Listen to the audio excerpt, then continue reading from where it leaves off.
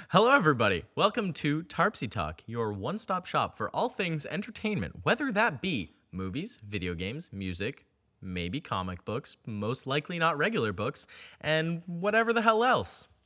We're figuring it out as we go. We're open to suggestions. If you have entertainment, we're willing to talk about it. Yeah, pretty much, as long as it's not books. But welcome. This is our podcast. My name is Ryan, if you're new here. I'm Adam. I'm new here. Well, he's been on this channel a few times. So here's the deal. This podcast is not going to be a video podcast regularly, but I figured it'd be fun to start off with a video podcast, upload this to my YouTube channel, which if you're watching this, then you're seeing it on my YouTube channel. And then the rest of them moving forward will be regular audio podcasts on Spotify, Apple Music. We haven't figured it out yet, but we will very shortly. And so basically, yeah, they're going to be audio podcasts except for this one. Maybe occasionally we'll do other video podcasts if we feel it necessary. But yeah. Sounds great. So as you can see here, we've got our notes because we did, in fact, do research. We're prepared. And we've got our lovely fire going. It's very warm in here. We got some nice, cozy hot chocolates. Thank you, Jacksepticeye. Oh, that is good. Top of the morning. And yeah, we're just about ready to get into it. So we figured for the first episode of this podcast, we should talk about video games, right? Because that's the foundation of my channel. While I do some other things like some comedy skits, hot chocolate reviews, and various other things, the core of it is gaming. So for this episode, we wanted to talk about open world games because there were a lot of open world games that came out in 2020 and just, in the last few years. Some of them excellent. Some of them not so much. There were a few flops in there. So basically, we're going to talk about Fallout 4, Legend of Zelda Breath of the Wild. That's a mouthful. Assassin's Creed Valhalla and Cyberpunk 2077. Dun, dun, dun. Yes, cue the dramatic music. But I don't On know. that note, Yeah. roll out the theme music. Roll the intro. This is Tarpz Talk. Tarpz Talk. Welcome back. To start our preparation for this episode, we wanted to learn a little bit about the history of open world games as a genre and as a form. And so we looked into the first open world games. And while it's kind of debated what the first one is, it's generally considered that this is like an acceptable answer. So Jet Rocket is Sega from 1970. It's an arcade game. And what this basically was in a flight simulator and like shooter game. So what you would do is you would be in the plane and you'd fly around and you'd have to shoot targets on a map. And it was holographic 3D, and it seems like really simple and basic, but also the way that it's put together is really cool. And okay, I was going to turn it to you, but your microphone's messed up. So as soon as Ryan is done with his microphone adjustment, then he's going to talk a little bit about how the map of the world functions in the game. Yep. I've said this before and I'll say it again. There will never not be jank on anything I do. But yeah, basically I was doing research into the game, and it's fascinating how they made it work. So and I'm not completely sure because there's not like a ton of detailed resources on this, but I saw a couple videos that opened up the machine and kind of showed you how it worked. Basically, there was this big, long piece of fabric, like they drew out a long version of the map in a linear form, and it rolls on a track inside the machine vertically. I think it was vertically. It was hard to tell. But then there's a mirror that projects the version of the map into the mirror, and it makes it look like it's in 3D space on the front screen where you're standing. So it's a really strange phenomenon, and I want to see it in person so bad, but I don't know where the heck to find any of these, and they're probably just massively expensive. But yeah, it's really cool to see how they were able to make this open world game in 1970. It's just kind of impressive how they did that. But basically, yeah, you're flying around in a jet over this 3D world, and it really is 3D. When you shoot a rocket or anything down at the ground, you can see it actually travel towards the ground. It is absolutely incredible. Maybe I'll throw a clip up of it in the video if I can find a good one. If not, you should try and find it. Send it to us.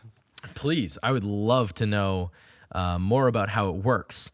But yeah, it's really fascinating, and it was kind of groundbreaking. And like it was copied a lot after that. Like immediately, a lot of manufacturers copied the game and started redistributing it. Obviously, it's an arcade game, so it's not like they can just copy a game and redistribute it. They have to build them. It's quite a process. But it very quickly became a really popular genre in arcades around the world and in the United States. Moving on from that, the next bit of history that we really wanted to talk about was the big break for open world games in terms of how we see them today. And it's the game that was generally considered to establish that was GTA 3 or Grand Theft Auto 3, which was the first of the 3D, like fully 3D versions of the Grand Theft Auto games. And what was really interesting about this as compared to other open world games of the time, such as like Elder Scrolls or Fallout, early versions of those games, was that this was a real world situation. It was not a fantasy world like Legend of Zelda or like a Wasteland or, again, a fantasy world with Elder Scrolls. This was real world in a New York City based environment. Now, technically, it is called Liberty City, and it's not exactly New York, but it is very much based off of New York, which is the same for GTA 4. That also takes place in Liberty City. But yeah, so it's a lot more. It's a lot more real feeling. You can kind of put yourself into that environment a lot easier, which is kind of what made the GTA games so big, and also just, the crazy, ridiculous fun of GTA 5 and driving around and hitting people with your car. I'm not a sociopath. However, on that note, I do want to talk about hitting people with your cars because in GTA 3, which I haven't actually played, I just did a bunch of research on it, was like one of the main obstacles of the game. So all of the side missions, on top of the main quest, all of the side missions were driving missions, whether they were driving a taxi or an ambulance or firefighters or whatever you were driving. You had to avoid these pedestrians, and otherwise you get stars, and you're like, how dangerous you are and how chased you are by police and whatnot. But it was. I read an article that was saying that it was all about the frustration of the individual towards these people that led to the only interactions that you could have with the civilians was to either punch them or steal their cars. And that was it. That was like you could not talk to NPCs like civilians unless they were actual character, like named characters of the games.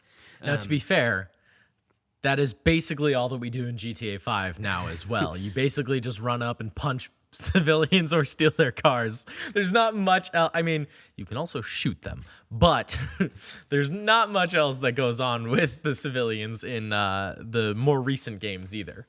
So again, on top of the like realistic in-world setting is that the map was actually much smaller. It was a smaller scale than say Elder Scrolls, which took days to cross between. Like I read, someone wrote that it took 2 full weeks. Someone was like, I did nothing and I literally just walked to it and it took me days. So it was a much smaller scale, and so it focused it down and made it more manageable. It really it focused you in on what you were going to do rather than just having like a million options for what you could do in the world. You had missions and side quests, and so it really just focused in on what you were going to do and changed the genre for everything. So rather than just having a million possibilities, it was missions and side quests and a fully explorable map in a reasonable time frame. Yeah. Quick little fun fact for both you and you. Open world games are actually, on average, much smaller file size than non-open world games, than linear games. That's interesting. Because while the actual area that you can explore at one time is bigger, the total area of a linear game ends up being more, especially because usually the linear games have much higher graphics. Because it's a smaller area, they can load up higher graphics like that. There's so many things for it, but it's just people always assume that open world games are so much bigger than linear games. I do. However, that's actually not true because the linear games just put so much more content in and they just don't load it all in at the same time. So they don't have to. Like it gets to be bigger because the machine can handle it in the portions that they set it up as. That's wild. Yeah. Did not expect that. I know. It blew my mind the first time that I heard that. And then I looked at the back of all of my games, the Xbox game cases, and I looked at the file sizes of every game, and I was like, oh my God, this is ridiculous. Like Assassin's Creed games are usually around 40 gigabytes. You know, Fallout 4 is like around 40 gigabytes, I think. But then Halo 5 Guardians is 60 gigabytes. That's a sizable difference. That's insane. Like, Call of Duty Modern Warfare is like 120 gigabytes or something like that. It's insane. That fits. Yeah. Now, granted, there's a lot to that game, but it's not an open world game. So, just a little fun fact. Not a huge part of the episode. So, should we start talking about the specific games that we wanted to bring to this open world chat? Yes. So, I have played a lot of Fallout 4. I have not played any Breath of the Wild, whereas Adam has played a lot of Breath of the Wild and not much Fallout 4. And we've both played a decent amount of Assassin's Creed Valhalla, and we also haven't both played... Neither of us have played Cyberpunk 2077, thankfully. Yes. Yes. So we've got a good mix here. Yeah, I think I'll be, leading the conversation mostly on Fallout 4 and vice versa. So let me fix my mic again really quick. Well, why don't I talk a little bit about Breath of the Wild? Yeah, we'll do that one first. Okay, great. So Breath of the Wild in Legend of Zelda Breath of the Wild, in case you didn't know, is a game for Switch and Wii U. I have it for Switch. My wonderful little Switch is over in the corner over there. And it is an open world fantasy game set in Hyrule, and where you play as the main character, Link. He's a Hylian. He's been asleep for 100 years. He comes back and he has to save the world. It's great. So we broke these down into a few categories that we wanted to talk about, including resources, the combat, the world diversity, non-player characters and the role that they have in them.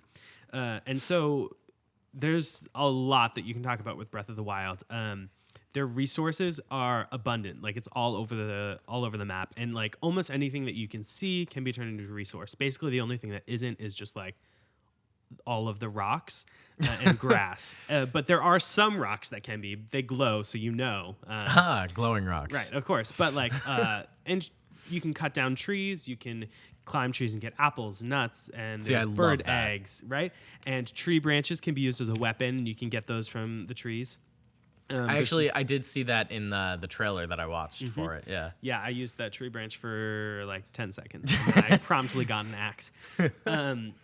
There's like a bunch of mushrooms. You can get bugs, like the critters, fish, animals all over. Like basically anything that you can see, you can basically interact with, which I really love a lot. Honestly, that's a huge part of open world games for me. Like, if you don't have an interactable environment, then what's the point? Kind of. I mean, I'd rather just a story where you like have. I would rather, like, if you're not going to have an interactable environment, don't make it an open world. Just make it a linear game, because if you're going to do an open world, you need a reason for it to be open world. You need the environment to be interesting and interactable. Right. No one wants to walk over barren wastelands for 20 minutes. They want to collect a bunch of different mushrooms and make stews with them. Right. Yeah. At Breath of the Wild. You don't make stew, you cook with them. And they have different effects. It's amazing. Again, one thing that's really interesting about Breath of the Wild is there's no crafting of anything there. So you don't have to gather crafting resources like leather or ingots or anything like that. You find weapons along the way, and you can't really improve them. See, that it's an interesting way to do it, basically. And I think what's nice is that it's different. Not many open world games do that, but also I really enjoy the ability to craft my weapons. I don't like having to just scavenge for my weapons. You know? I definitely understand that. Like I scavenge for resources and food and things like that in open world games, but I don't want to be scavenging for my weapons. I don't want it to break and then all of a sudden have to go pick up one off of the body that I just killed over there. Well, that's exactly right. They do break all the time. Right. And they're the weapons constantly are breaking, so you have to have an arsenal of them and like different things, and almost every monster that you fight will have a weapon that you can get, or like if it's a few monsters, there'll be at least one at the camp or whatnot. So like the weapons are abundant. However, they're not customizable. Right. And they break often. So like there's one that I've gotten so far, which it's like a trident that you can get recrafted. You do have, now that I'm talking about this, there's one that you can get remade for you in this like one specific place. But that is the only one so far that I've come across where I can get it remade. Everything else just breaks. See, I'm not a huge fan of that. However, I like it because I get too attached to my weapons, and like if I get a new, better weapon. The nice thing about it is there's a constant rotation, so you don't feel trapped into like getting committed to a weapon or then like leaving it behind and having to get to a new weapon. Sure. Like it's a constant rotation, so you're like, I have this, I love this, but only for a time, and then you kind of have to move on. Yeah. I do get attached to all of my stuff in games. It's really hard to lose stuff in your games. Not in Breath of the Wild. It's all gone. Although one thing about the resources is like the food and stuff, it's abundant and you can just collect it nonstop. You don't have any on critters, creature parts, or the only limit on your resources that you can carry is the number of weapons, number of shields, and I think that's it. You might have a limit on clothes, but I don't really buy clothes in the game. So I mean, you kind of just find an outfit you like and you go. You have to update it a few times. One, so you can like swim up waterfalls and water bottles and waterfalls combined as water bottles. Gotcha. Wow. Okay. One, so you can climb up waterfalls, and two, so you can survive the heat. Okay. Otherwise, you burst into flames, which has happened to me too many times. See, now actually, playing Fallout, there's first of all just so many resources everywhere. It's honestly overwhelming. Like you actually can't pick up everything you find, which understandable, but I want to be able to pick up everything that I can find. But specifically with clothing, you find a lot of outfits and things everywhere, especially when you run into raiders or enemies that you have to kill. Mm-hmm. They have clothes on them. You can take those clothes or those armor pieces and whatnot. So it does get overwhelming with how many options for armor and clothes and weapons and everything that you have. But for me, when I'm playing, I actually, or at least on my most recent playthrough, I'm not wearing any armor. Interesting. I'm wearing a suit. So this time you went for the aesthetics rather than the practicability. This time I went for the aesthetics over the practicability. That's not a word that I said it too. Practicality. I said it because you said it. I know. Welcome to this part of the podcast where we learn that I make up words all the time. And I then use them. But yeah, so this time I'm not picking up any armor. I literally just have the one suit. And then unless there's something that's valuable, then I pick it up so that I can sell it later or scrap it or something. But I'm not picking up random clothes and changing them all the time. Like I pretty much only have my suit and my bowler hat on. And it's excellent. Now I have to ask, do the resources in that game, like, do you have to pick either to carry clothes or weapons, or are they separate inventory compartments? The way it works is you have a total amount of weight that you can carry. Classic. Right. So it's actually a really good system, and in reality, in the game, you're able to carry way more weight than you really could in real life. But it's a wasteland. Rules don't apply. Right. Because the thing is, if it was real life, it wouldn't be a fun game. You wouldn't be able to carry anything, and then you wouldn't be able to make any progress. So they have to do that. But Yeah, there's a total amount of weight that you can carry, and you can upgrade that and whatnot like throughout the game. But everything is organized into different categories in your inventory, but there's no limit to any one type of thing that you can carry, which is nice. Like it is kind of annoying when you are limited in some of those ways. Right. But yeah. Like I often come across shields and I'm like, oh, I need another shield. My shields break, but Yep. like I can't But you carry can't them pick because it I up. have a limited number. Right. You can But expand it. The but thing that's nice is that there will pretty much always be a shield there's always available. yeah. They're really great about that. Right. It's like I've never not had a resource that I need. Right. And so that's really the only reason that inventory system works is because they are making the weapons and the shields abundantly available. Yeah. I mean, I do like the fact that it breaks just in, you get a boost if it's like close to breaking and you throw it at them instead of hitting them with it, you get an extra boost on combat. That's fun. It's great. Speaking of that, should we talk about combat in the games and how those are differing? Yeah. So in Fallout, there's a very unique combat system. Well, I mean, yes, there's a very unique combat system. There's an element to it. It's called VATS. I don't remember what it stands for. I could have looked it up, but I didn't. But basically, the Pip-Boy, which is like a big fancy watch thing that you have on your wrist, allows you to slow everything down and then target specific enemies in front of you and pull the trigger on them and any number of times. I don't remember what the max is. It's probably like 5 or something. And then you have a certain probability of hitting them based on, what's in front of them, what body part you're choosing to hit, or, how far away they are, what gun you're using, etc. There's a million variables. It gives you a probability of what chance you have of hitting them, and then you choose to shoot them as many times as you want, and you click accept, it shoots, whatever. So you can either do that, which is super unique. I don't know of many other games that really have a system like that. Obviously, there's a lot of games that kind of let you slow down in certain points to do certain things, but I don't know of, I'm sure there's plenty. I'm sure they exist. I'm sure people will tell me, but I can't think of any games that have a combat system similar to that. Now, you can also just play it as a regular first or third person shooter game and just run around. And honestly, that's kind of what I do because it's easy enough. If you have experience as a first person shooter game, then you can just do that. But the VATS do come in very handy at certain points.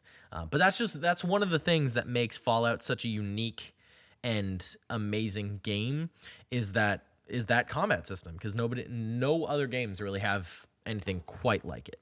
Now, in Breath of the Wild, there's no guns, so these two systems are very different. Very different. We'll be able to talk a little bit more about. But there is a bow, right? There is a bow, Yeah. and so when we talk about Valhalla in a little bit, Yeah. which we should get to in a second. Yeah, we should get there soon. We'll be able to compare the systems a little bit differently, a little bit more. There'll be more comparable systems because they're built in fantasy realms with melee fighting. Right. Anyway, so Breath of the Wild, it's kind of reminds me a little bit of Smash, which we've been playing a lot of recently. We've been playing a lot of this week. Where you have like a certain set number, like you can jump and attack, you can charge and attack, you can swing. You just basically, there's not many different kinds. It's not like obviously there's no guns, but you have your weapon and you can basically just hit people with it. Or dodge and then hit people with it, and if you dodge at like the right time, then you can get like a flurry attack. It's really cool, but like it's a basic combat system. The thing about it that's the best that I like so much is the archery. On the Switch, it uses tilt controls. So if I'm sitting in a place, rather than having to line up my shot perfectly, I can move with the moving creature and just like plan out their breath and like their movement and actually get like a really clean headshot where I don't have to rely too much on like I'm not using the joysticks. The Joy-Cons are the entire thing. Exactly. The joystick is. I almost said Joy-Con and I was like, no, it's joystick. And then you beat me to it because I was swallowing.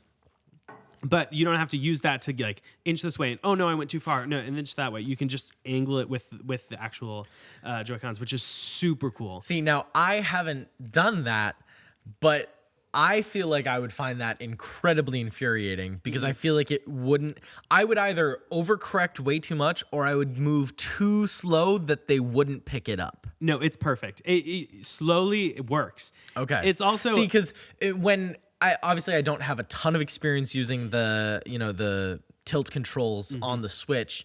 Obviously, the Wii is way older. But I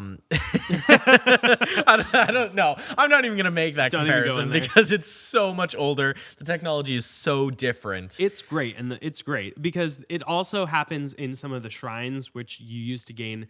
That's like how you get more lives and stamina, more hearts and stamina. Is you have to like complete shrines and then exchange like the orbs that you get from it, spirit orbs they call it. Anyway, you pray and you get better things. Right. That's actually really similar to Shadow of the Colossus, which I don't know. Cool. I don't know which one would have done it first. Shadow of the Colossus is like I think it came out on PlayStation 2 originally, but I don't know how far back that game mechanic goes in the Zelda games. Probably, but that's really interesting because it's very similar in both of those games. Which Shadow of the Colossus is an open world game actually as well. It's a really interesting game, which maybe we could do an episode on that at some point. But great, we'll have to play it. I believe it's only PlayStation. Well, we have a PlayStation 2. We do. Okay. Wait, what were we talking about with the spirit orbs? We were talking about the combat system. Oh, they use the tilt controls in some of the shrines too. It's really great. I really think it's a really quality addition, especially when you're hunting and things. It's beautiful. So anyway, it's directly contrasting that is the bow and arrow of Valhalla, which Ryan, I was having trouble and I was like, I don't know if I can hit them because in Breath of the Wild, like you have to take into the real world physics of distance and wind and whatnot. So like your bow and arrow is not going to be a deadly accuracy from farther away. And I was really far away in Valhalla, and Ryan was like, "Oh no, as long as you just aim for their head." You just gotta you adjust for the arrow drop, but there's not really any wind or any other factors or variables that are gonna affect it too much. You basically just need to. I gotta adjust my mic again. You basically just need to account for the arrow drop, and that's it. Oh, see, I wasn't even accounting for arrow drop. Yeah, you have to. At the distance you were at, it's not that far away, so there's not a ton. Gotcha. But there is a little bit at that distance. Yeah. But if you get really far away, there's a lot of arrow drop, and you have to go like well above their head. Okay, great. That was the thing. It was anyway. From the distance I was, it would not have been worth it to shoot a bow. I would not have been accurate in Breath of the Wild. But it was just like, I guaranteed kill from this far away. It was really nice. It was deadly accurate. Because they also in Valhalla they give you a nice like the health. It tells you how much health your arrow will take from the enemy where you're aiming at, which is just so nice because it's a one shot if you headshot them. Well, some enemies are big, heavy enemies, so they don't get one-shotted. But regular enemies get one-shotted in the head, so it's really nice to have that feature because like, if you're just a little too low, you're not hitting the head because it's not a one-shot. Like, it doesn't say that it's taking up the entire health bar. And so then you just aim a little bit up, and boom, you're golden. Enemy is dead. Gone. Which is great. I killed them all. One shot each. And then I went and I got to assassinate the guy. Yep. But yeah, we haven't really talked about the combat system in Valhalla with each other very much. So I'm interested to hear your thoughts because I am not crazy about it. Really? Why? Yeah. Having played previous Assassin's Creed games, the older games are a lot. Ooh, the fire is making noises. Having played older games, they move a lot faster. I feel like now it's been a little bit since I played some of Assassin's Creed 3 earlier this year, but in Valhalla, the combat is a lot heavier. I feel like it's not as fluid. You don't move as quick, which for me, when I'm fighting in a game like that, I very much want light weapons. I want to be able to move fast. I want to be able to strike and then bounce between my enemies. I don't want to be stuck in a really big, heavy animation, which I feel like all of the combat is. Even though there is a light attack and a heavy attack, which also I feel like those buttons are backwards. Usually I think light attack is trigger and then heavy attack is bumper. But in Valhalla, at least on the Xbox, the default controls are heavy attack being the trigger and light attack being the bumper, which is just weird for me because when I'm holding the controller, my finger is naturally on the trigger, and naturally I'm going to want to do the light attack regularly.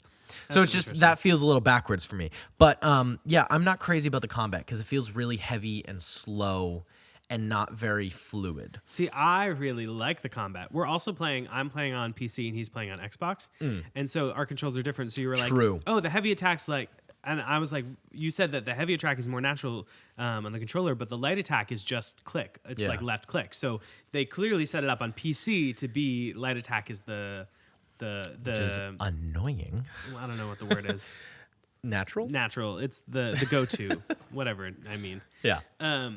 I really like it a lot because the thing about it I like is that there's attacks, there's heavy light, there's the dodging and the shielding and the parrying with it. But then I really like the abilities to have like set moves that you can do like on top of that. And it's not combos. I don't really like combos because that makes me have to memorize a lot of like I don't want to have to memorize X, X, Y, X, Z. I've never been crazy about it, but also it is nice to, because like even in those games, you can still just fight the way you fight. You don't have to use the gratuitous combos. You don't, but it's useful. Like I already threw the double axe. Like I made my ability 1 and I pressed it and I threw it and it was awesome. And I loved it. I mean, and maybe it's also because I have more than 26 keys. Because my controller's a little bit more limited. Right. Like, so I could set the abilities as you set as 1, 2, 3, 4. So I literally just went, okay, I was like, X, X, turn around, 1, and just threw the axes at them. And it was awesome. It totally worked.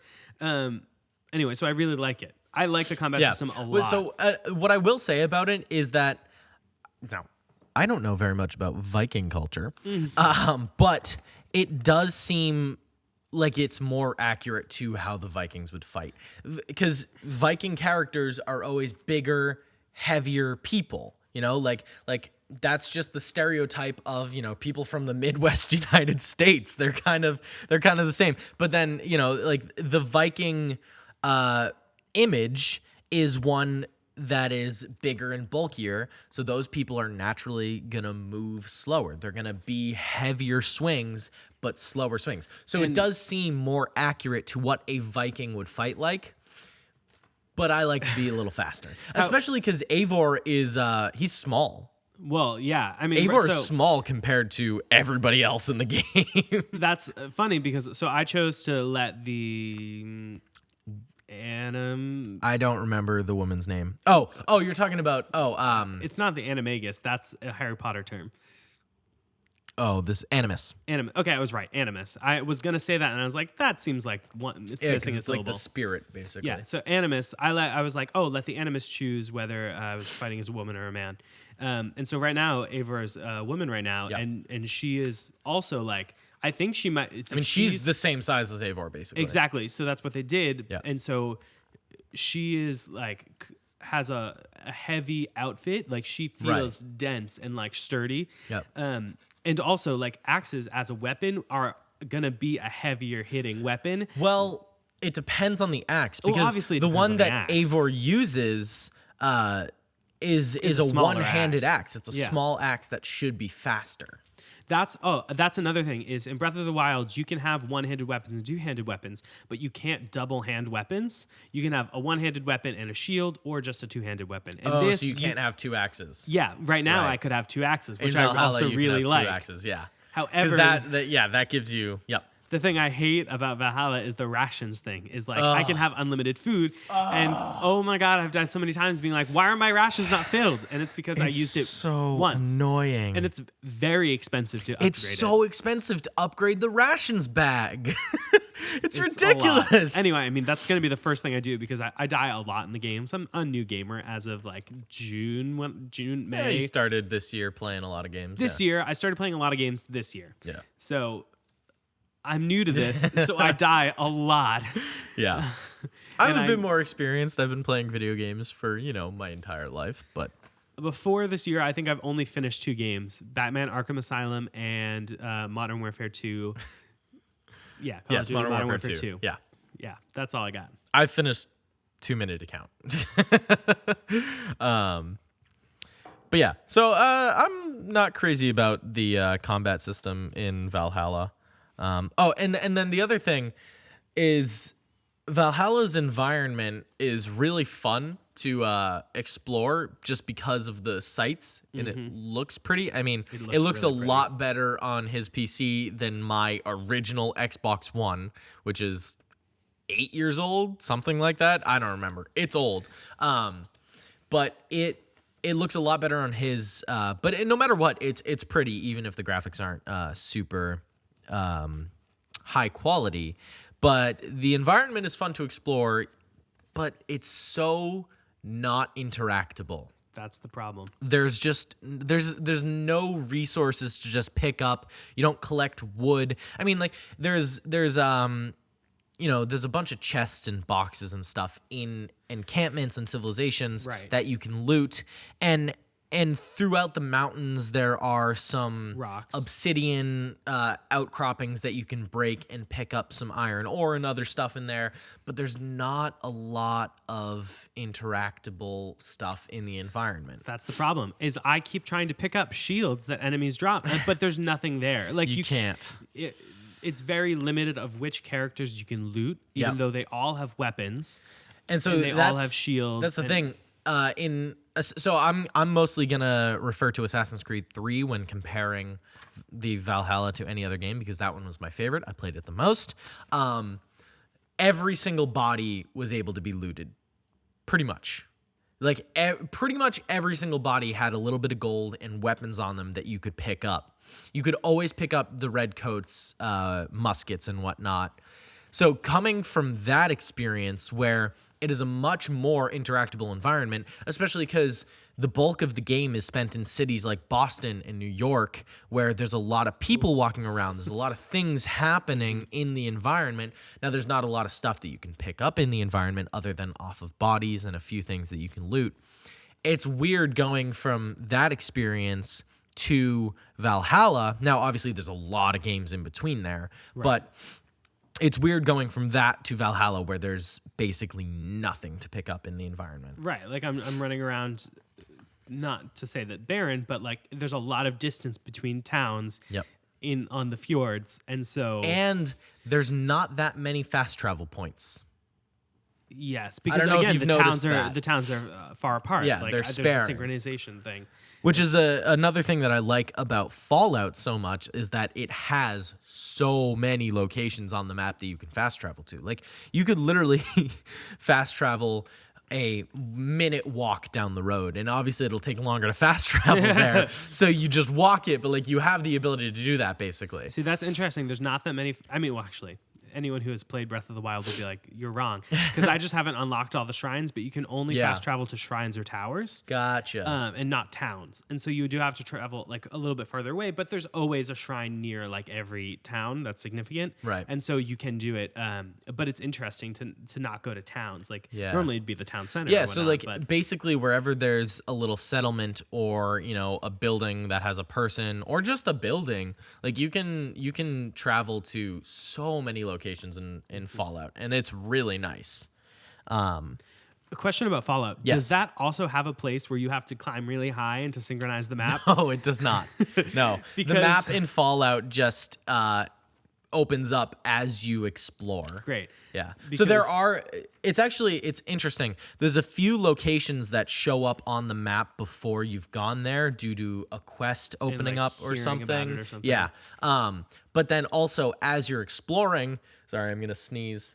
Nope, stopped it. As you're exploring up on the HUD, at the top of the HUD, there's a bar, and locations that are nearby show up, and then you can like turn and look and then go towards them, and they come more into picture. Gotcha. Yeah. So Adam has played a little bit of Skyrim. It's very similar to that. Gotcha. Yeah, but because there's better. the bar. I mean, yeah. I'm playing Skyrim on the Xbox 360, which I kind of have stopped playing because I didn't It's want just to. impossible to look at. I can't, like, I have really bad eyesight, so I can't see anything on there.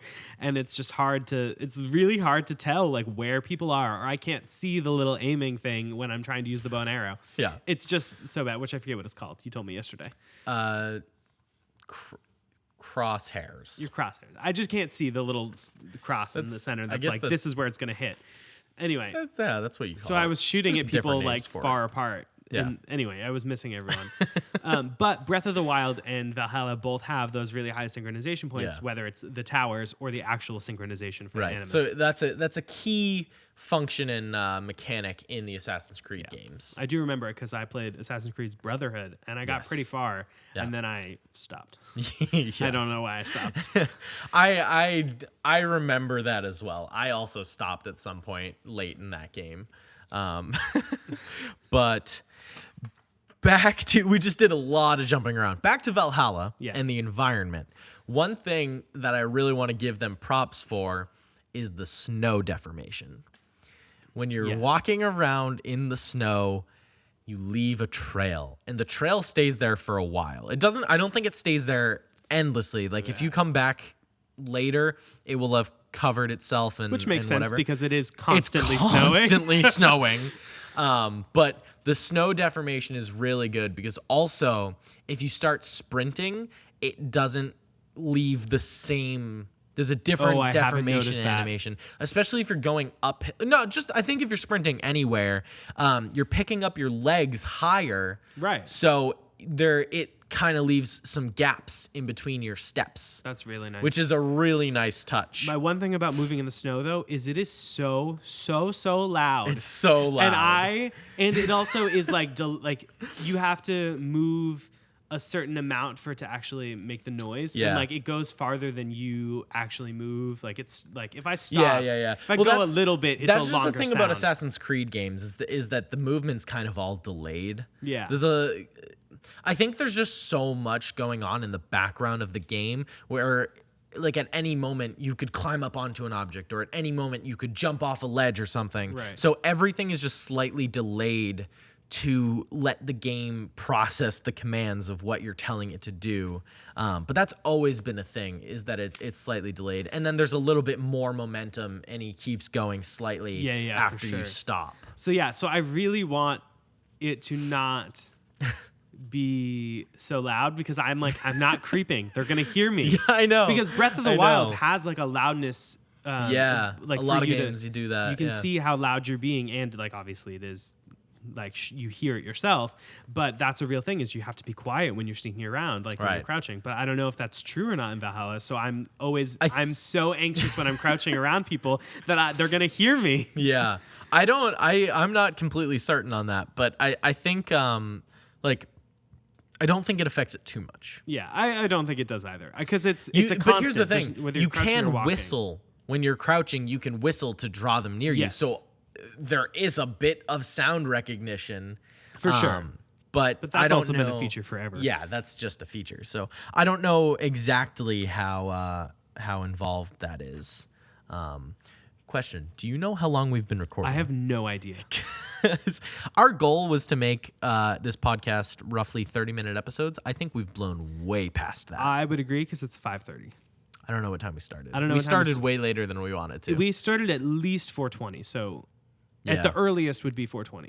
I can't imagine that we were too far after that, so we should probably wrap up. We're gonna, we'll move on to Cyberpunk. This episode will just be a little bit longer. It's the intro. It's the intro. It's the first episode. We're packing 4 games into this episode, people. Give us a break. I mean, now we know that 4 games is far too many. Yeah. Okay, so Cyberpunk 2077, we have not played. Neither of us have played, like Adam said earlier. Thank God.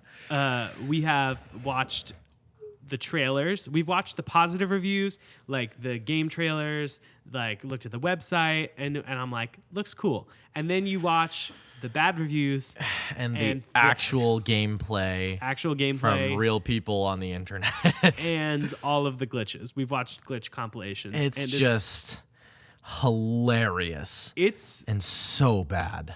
There was this one video I was watching where they were comparing PC gameplay to, I think it was PlayStation 4. And I don't know if that video is doing Xbox, but it's bad on both. Yeah, I think it's actually a little bit worse on Xbox. They compared both. Sure.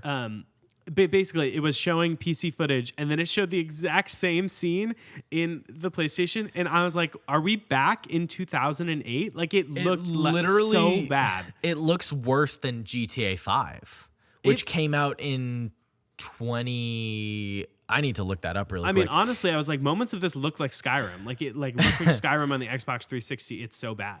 Yeah. Let me see this really quick. GTA 5 came out in 2013. That's what I thought. It came out 7 years ago, and Cyberpunk on the PlayStation just looks so much worse than that. Horrible. It's ridiculous. Like, CD Projekt Red, what are you guys doing? I understand you were being pressured to release the game by everyone in the gaming community. Also, fans, chill out. Don't rush the game devs. There's a reason that the game is being delayed. 100%. It's not ready. Yes. But also, CD Projekt Red, don't release an unfinished game. Just don't do it. It's a big yikes all around. It's There's not just- a win. There's not a single win in this situation. There's a lot of people on the internet. Some of them have, really high-end PCs, and they're like, the gameplay's fine. And I'm like, well, it looks fine. It doesn't play fine. Even if you're on a high-end PC, you still have the bugs. Like, most of the bug compilation videos are from PCs, and you can just tell because of the frame rate and graphics. Yes. Because they're not 10 frames per second, and you can actually see what the environment looks like. You can tell it's on a PC. And so it's really weird how there's some people that are like, the game plays fine, and then there's some people who are like, the game does not work at all, which this is kind of more true. Yeah, it's just a big yikes overall. I mean, like, I get everyone's doing their best, but maybe don't release it. Yeah, Right? and You're not. I think that they started teasing it way too early. That's the problem. Because I think it was E3 of. No, it must have been 2019. But still, they started teasing it way before the game was ready. And I know that, like, normally that's what you do, but you can't do that when it's that not ready. Like, it's just, I don't know if you've ever watched the E3 demo. No, I did not. From the first trailer they displayed it at E3, and then Keanu Reeves came out onto the stage and introduced the game and whatnot. Now people have known that it's in development for 8 years or whatever, but that was when they first announced it for real. And it was just way too early. They were not ready to do it. They started getting the hype up, and then the hype just kept going up. And then at some point we went way past whatever was actually possible. Like, even if they made, the game to be exactly what it was supposed to be and actually function properly, it still wasn't going to live up to the hype. There was just way too much hype surrounding this game. So it was just a big mess all around. Big mess. They're getting sued. It's a big yikes. There's potentially a class action lawsuit against CD Projekt Red for basically misrepresentation of the product, false advertising, kind of. Yeah. So it'll be really interesting to see where that goes. But yeah, it's interesting to look at all of the open world games that came out this year, because really quick, let's just say we had Cyberpunk, total flop, just massive bugs, poorly optimized, it was just not good. And we have Valhalla, which is a solid game. Now, there's obviously elements that can be improved, but it is a solid game. Fun to play, great open world, like everything is excellent. Then you have Watch Dogs Legions. Nothing particularly wrong with the game. It's just not very good. It's very boring. There's not a lot of personality or anything super interesting or fun happening in the game. So it's really interesting to see. And then there's so many more that came out this year, but it's just interesting to see the spectrum of, AAA games, open world games specifically, that have come out this year, from total flop to just whatever game to really good. Wild stuff. Can't really comment on Legions, but Yeah. Legions. Yeah. I just remember, watching a lot of stuff about it and reading about it because it looked good when it was being hyped up and whatnot, but most games do. But yeah, I think that's basically it. That's we skipped a lot of points. But also, we put in way too many points to fit into a half-hour episode. Clearly, we put in way too many points. We So- can maybe do 1 to 2 games at most in the future. Yeah. If we want to have real in-depth conversations. For sure. But that's kind of, we're learning as we go is basically my life philosophy. Start something, figure out how to do it, do it good. Do it good. Yes. So we also want to have a segment on the podcast where every episode we do a music recommendation, basically. Do a very short conversation about an artist, a song, an album, whatever it may be, and recommend it to you guys and recommend it to each other, and just have a short little conversation before the episode ends. Just to wrap it off, whatever the hell that saying is. Wrap it up. Wrap it up. That's the one. It's not me forgetting the things this time. Yes, we both do it. So would you like to go first? Sure. So I'm going to suggest an album by Georgia Smith, spelled Jorja. She's a British artist. The album title is called Lost and Found, but specifically the song Goodbyes on there. Well, the song is Goodbyes on the album. It is just an absolutely stellar piece of music, and it fills so many different vibes that you want it to fill. Like I'm a teacher and I played it for my students as one of our listenings, and every single student, even the ones that like pop pumpkin emo, the ones that are like folk and country, the ones that are like R&B, hip hop and rap, like every single student that I have loved this song. So I just can't suggest it enough. Her voice is stunning. The music is beautiful, simple, gorgeous. Give it a listen. Goodbyes by Georgia Smith. Lost and Found is the album. Excellent. So for me, I'm going to recommend Madison Beer. Now, she's not, she's pretty famous at this point. She's got 14 million monthly listeners on Spotify. I think she kind of blew up recently because when I discovered her, I don't think she had nearly this many listeners, but I think she had one song that kind of went viral this year. But her album from 2018, As She Pleases, it is just an excellent album all around. But specifically the song Say It to My Face is just, it slaps. Oh my God. I played it for Adam like a couple times, and it just gets you going. It makes you move. Because it's got like aggressive in your face energy, but then it also is just not like, it's not like I hate you, but it's like, say it to my face. It says it in the title. It's bold.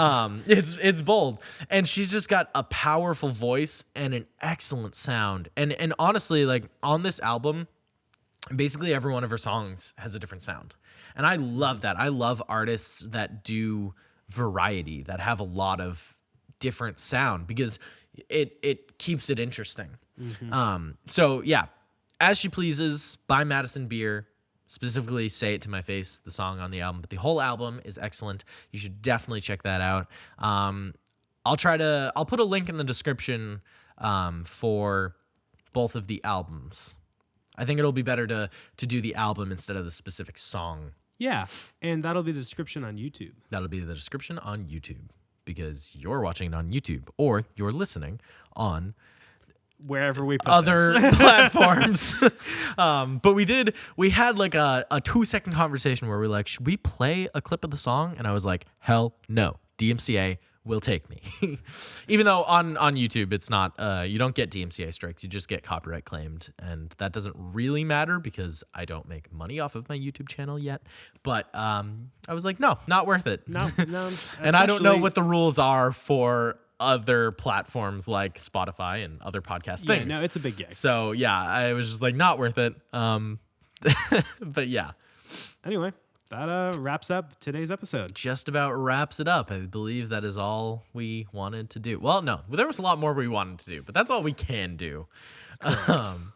If you're still here with us, thank you. Thank you for listening. Thank you for watching. We appreciate you. Let us know down in the comments. We should set up like an email or something. That's a great idea. Because you can't really comment on podcasts. We'll put our email in the description of the YouTube and somewhere else for those audio listeners.